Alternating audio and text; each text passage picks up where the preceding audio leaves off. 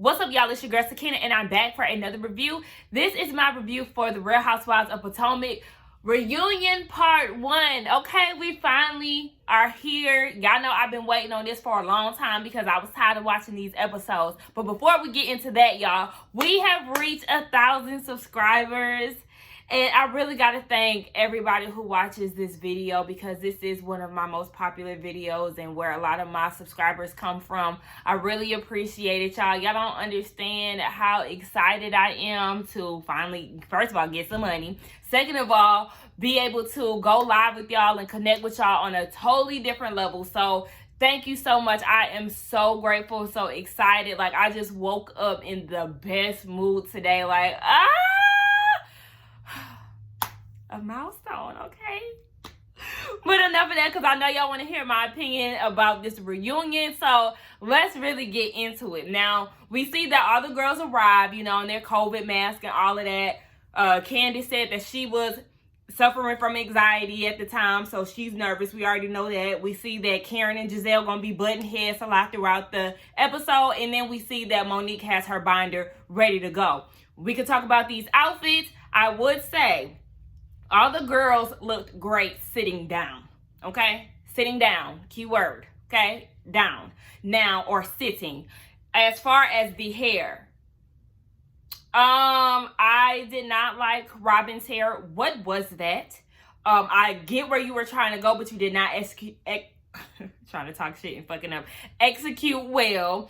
And I feel like her hair should have been straightened. Like, it didn't look like they ran a flat iron through it. It was just giving me, it needed work. Ashley's hair, I didn't like it. It looked like her curls kept falling down, and the same thing with Gizelle. Ashley kept getting this weird edit throughout the episode where 1 minute her hair would be curly and then the next minute she'll just have a little bump at the end. Didn't know what that was about, but I hated their hair. I hated all of their outfits together as a group, standing up and looking at their outfits as a whole. There was not one person that I loved. Yeah, I didn't like nobody's outfit. I seen them when they dropped on social media and I was like, very unimpressed. So we start off, you know, they always start off with some type of montage with the girls. And this season, they went with the women upgrading their looks and just changing their personalities. Because, you know, first season of Potomac, there was all about etiquette and all that. That is thrown out the window. Everybody has changed, with the exception of the Green Eye Bandits. I think everybody has upgraded their hairstyles and personalities and all of that. Like I said, with the exception of Gizelle. Gizelle looks the same from season 1 till now. Sorry, but not. Karen said that she did some work currently to her nose because it was hard for her to breathe. That is everybody's excuse when they get their nose done. Everybody want to run with them not being able to breathe. So you mean to tell me you just went throughout life without being able to breathe? No, you got some corny, you want to fuck with your nose. And instead of just saying that, you want to blame it on breathing. Like, okay, Karen, you know I love to grind down, but girl, please. And also, I'm like, we want to know what happened over the years. Y'all know how she likes to sit here and act like she didn't get work done. Remember that one season she tried to act like she didn't get a breast reduction, but she did? That was weird as hell. So I feel like that was another moment. Ashley, they was talking about how she used to be this hot young thing showing titty and ass. And she said that now her body is for Dean. And I wish she would stop saying that because I understand, yes, you breastfeed for your son. And, you know, you also are growing another baby inside of you right now. But stop saying that because it's giving me like, oh, yeah, look at me. Like, I'm a mother now. You know, she's trying to paint this picture that I'm just not trying to buy. I'm like, okay, moms can be sexy too. So stop saying that for all this sympathy. That's why I felt like she just wanted sympathy or something. They get to talking about Gizelle's fashions. Baby, Andy asked Gizelle, or no, he asked Karen, what did she think about it? And she said, you know, it's a joke, honey, because I look at her for comic relief. Anytime I'm having a bad day or whatever, she's helping me get through quarantine with them outfits. And Gizelle, you know, she think that she can dress. As we all know, ma'am, no, you cannot put a piece of clothing together to save your life.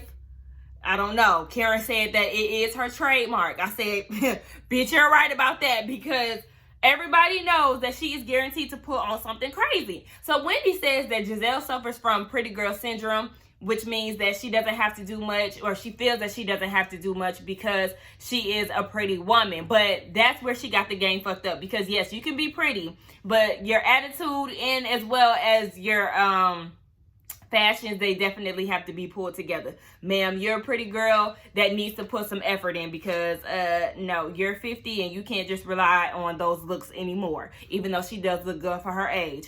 Andy asked Robin what did she think about it, and she was like, why did you ask me that? Because Robin know her ass can't dress.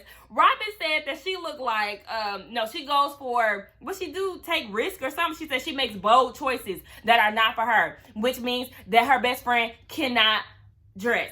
Candiace said too, like, I just want you to see a stylist for a day, just a day. All the girls think that Gizelle cannot dress, and they do need to be thanking Karen, because hopefully for season 6, we'll see a change in Gizelle, and she actually put some money towards looking good overall. Like I said, she needs an overall stylist, and not just for the hair, the clothes, interior designer, all of that, okay? What I was about to say, Andy asked Monique who she thinks the best dress is. She said Karen. Then he asked Candiace, and Candiace said it's a tie between her and Karen.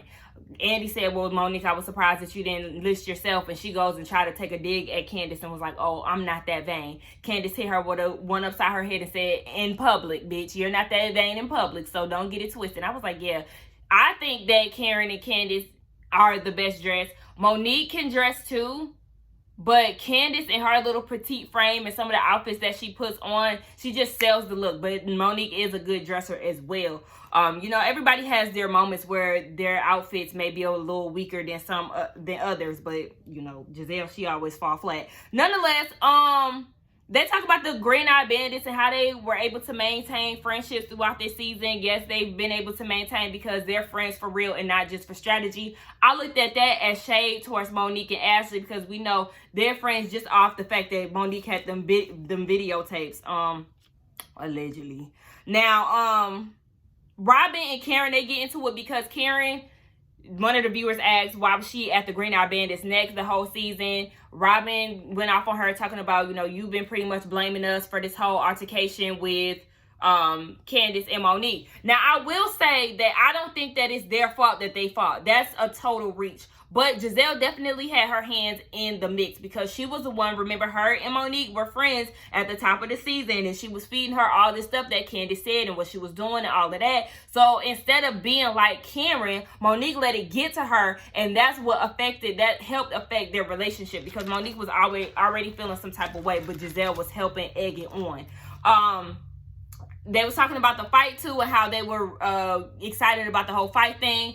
Now, I remember I inserted that video of Robin standing on the sidelines, right? And not doing nothing while they was fighting. But then she actually came in eventually and tried to break it up. But I can't really blame her for that, because, I mean, she might be shocked. It ain't my fight. It's 10 million people already trying to break it up. So, whatever. We get into the topic of Wendy and how she is the new housewife. She said her kids love it. The boys think that they're celebrities. And she said that the Nigerian community, they want to, you know, pull out the goats for her. You know, goats in Nigeria is a big deal. So she's getting recognized, and as the first Nigerian housewife, that's a lot for her. Everybody was taken aback at how excited or welcoming Gizelle was to Whitney. But I already knew that. Did I say Whitney? I meant to say Wendy. But I already knew that because they are AKAs. That was enough for me once I found that out throughout the season. Like, yeah, they're sorors, so of course they're going to get along, and that's what it was. Now, Gizelle said that she did like her personality, so that helped, but that's the main reason why they get along so well. They start talking about her doing teaching. She's still doing teaching, and I was surprised by that, because I was like, all that damn hoopla you was talking, only for you to go back to teaching. But she is doing her, she's doing it in the political field, so she's still kind of doing what she loves and giving her mama them bragging rights that she wanted. What else did they talk about as far as her? Ashley was saying that she always was proud of her. She never tried to, you know, downplay her degrees.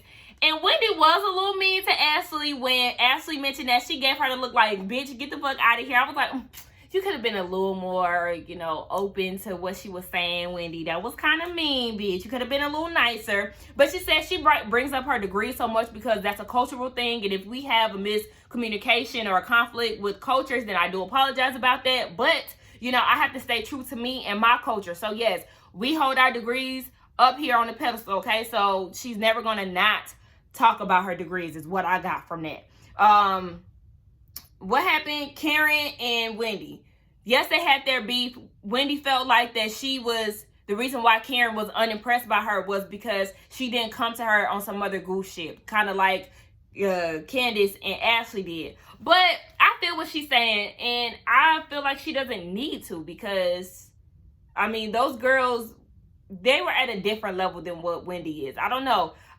Maybe I felt like they needed some guidance, whereas Wendy, she don't need that. Like, she got a good relationship with her mama, and she's pretty secure with where she is. So I don't feel like they're at the same level. And I know that Wendy is one of the younger cast members, but everybody don't need to come to Karen and try to get that mother role. And that's what Karen said. Like, you know, they seem to respect each other, even though Gizelle did mention that Karen tried to get Wendy off the show at one point because she said that she didn't match with the group on all of this. But Wendy already knew that, and she really wasn't bothered. Like I said, they seem to be in a good place anyway. So shout out to them for not really dragging that on. We got into the topic of Candiace and how she's starting to make a change and how she was able to show some type of restraint.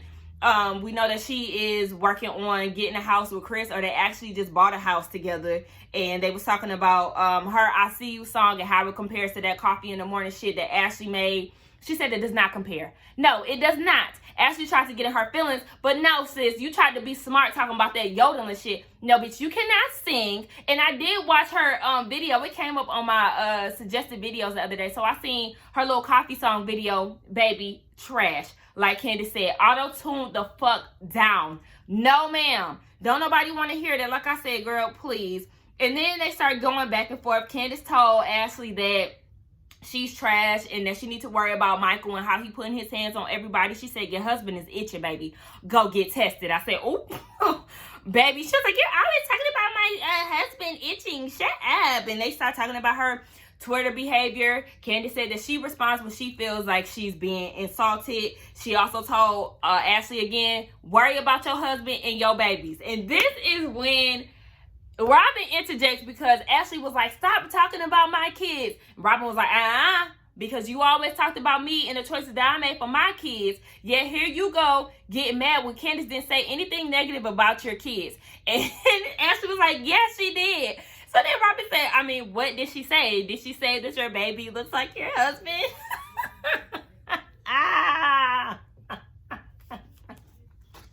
When I tell y'all, I was hollering, and I had to rewind it so many times. I was like, wait a minute. Do you realize that you were shading her? Because we all know that Michael is not attractive. You definitely just shaded the fuck out of Baby Dean.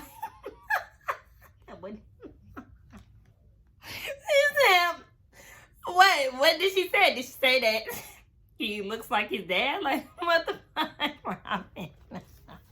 That shit had me so weak, y'all.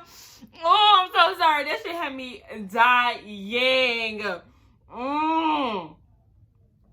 Yeah, I'm drinking coquito. I made a video the other day on how to make it, so stay tuned for that Vlogmas video. Nonetheless, like I said, Michael was not attractive, and that was shade.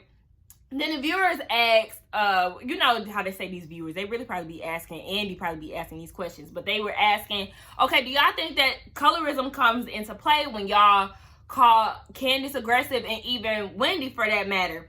And this is when I started to get pissed off, because Monique and Ashley started to act as if they didn't know. Wendy said that, Ashley, you in particular like to use buzzwords like aggressive and ferocious towards us, and that sets a light off for people who already have a bad view on black women, or in particular darker complected women. Ashley tried to act like she didn't know, but I'm like, you know exactly what the fuck you do, okay? You call her aggressive early on in the reunion. You call her aggressive that night that y'all got into an argument and Wendy told you to address her as Dr. Wendy. And I did not like that at that table scene, because first of all, Ashley, that's that white shit. And I said that in my review for that particular episode. That's that white shit that you like to play, that Karen role. First of all, you told Wendy to get her hands out of your face when she's on one end of the table and you're on the other, and you was trying to act like she was trying to initiate a fight with you, so you're using words like aggressive as if she was coming to attack you, and that wasn't even the case. Bitch, you know exactly what the fuck you doing. You said that, don't get your finger in my face, and you're acting aggressive and all of this.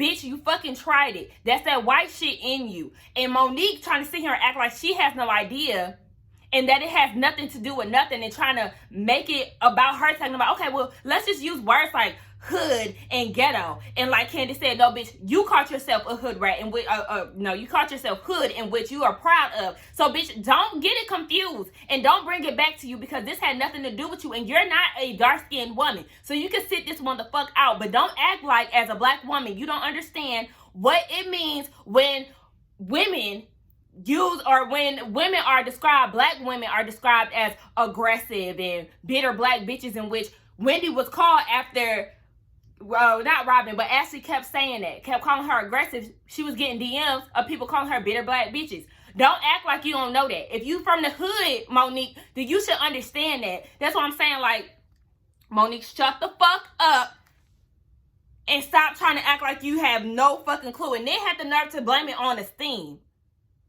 Girl, see, I would have to drag her ass for that shit, because you're playing dumb, and I do not like that. And I'm like, how does Robin know and understand this, and Gizelle and Karen, but yet y'all two don't? This is something that's very known in the black community, that we don't like to use these words against black women, period, but let alone a darker skinned woman. Like, ugh, I was annoyed. Like I said, the viewers told Candiace, you know, you have a tendency to, can you admit that you have a tendency to provoke people on social media? Candiace said, look, I just got away with words, okay? I know how to use my words very well. I know sometimes I can, you know, peel back a little bit. I can take accountability for that. So then Andy goes and says, all right, Candiace, you know, with you wanting to have a baby and with you buying this house, it seems like you're finally growing up. Andy, now I like you, but don't get cussed out, because that was too fucking much. Like, bitch, she is grown, and I'm tired of people trying to use Candiace's mother's wealth as a dig to her. People love to try to end generational curses, right?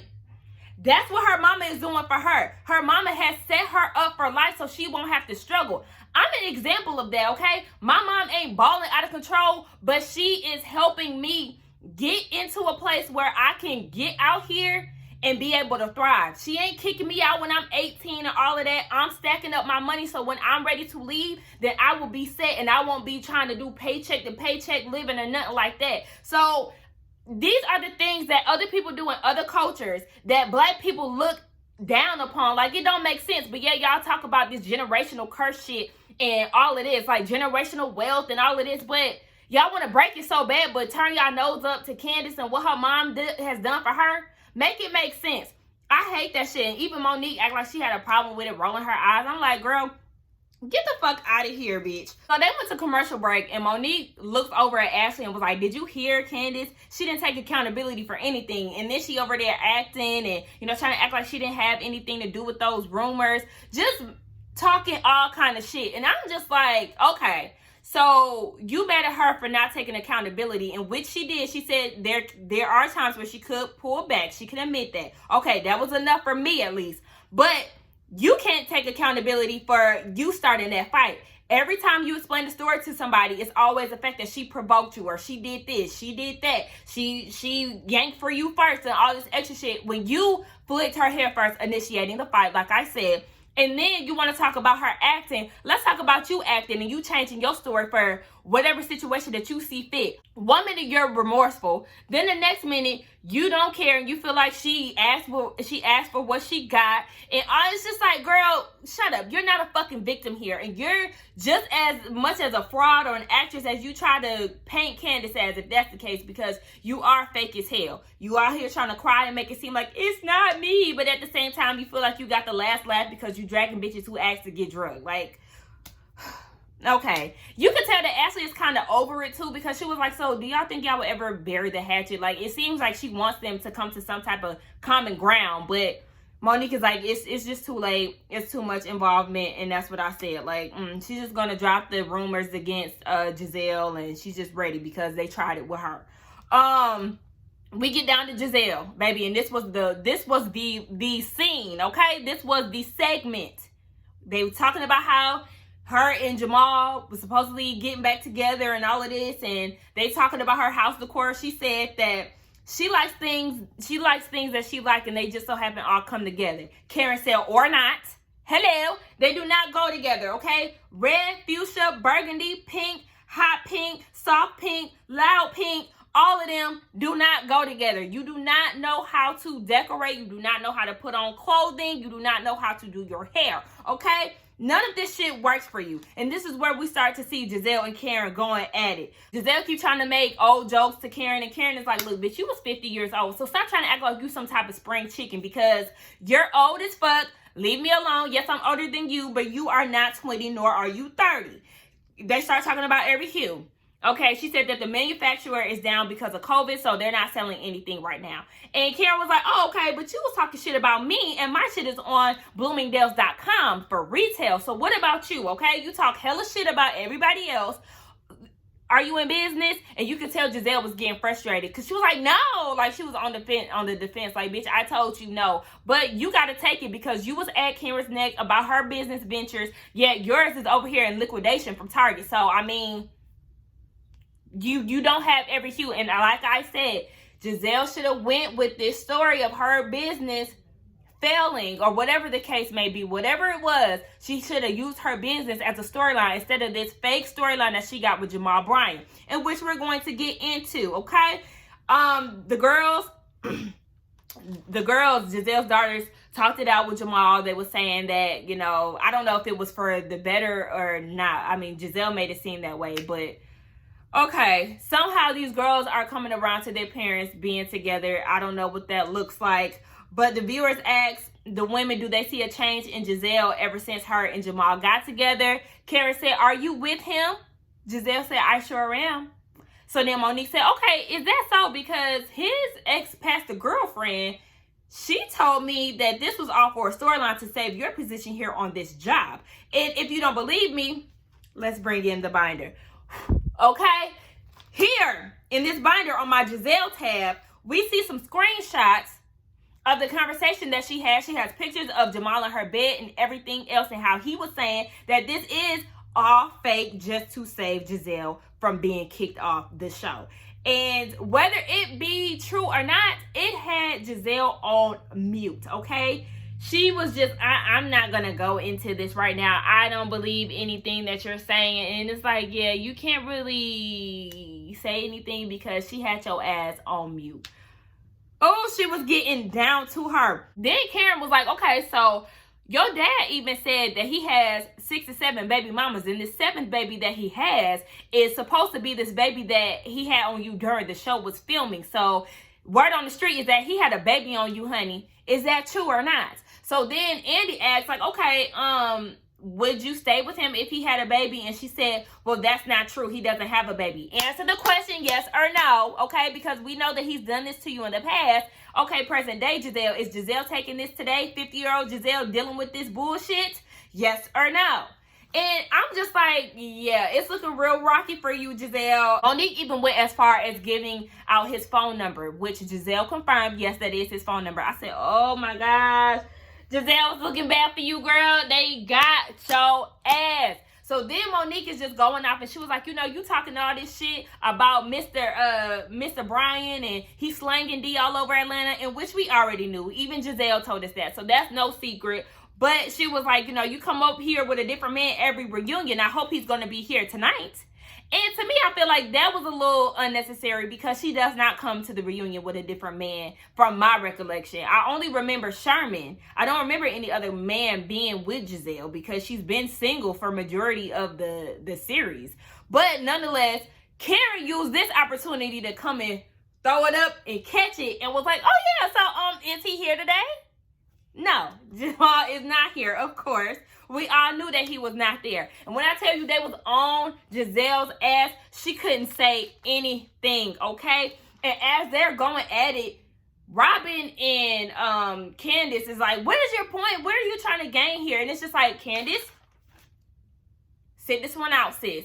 Let Gizelle get what she deserves because she's been fucking with everybody from the beginning of this series, okay? Leave her alone.